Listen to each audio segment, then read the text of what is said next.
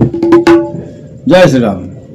आमे कौन करछंती आम संस्कार 16 संस्कार क्या पचारे हठात कहीपर 16 संस्कार कौन तो बाहाघर बतघर कानफड़ा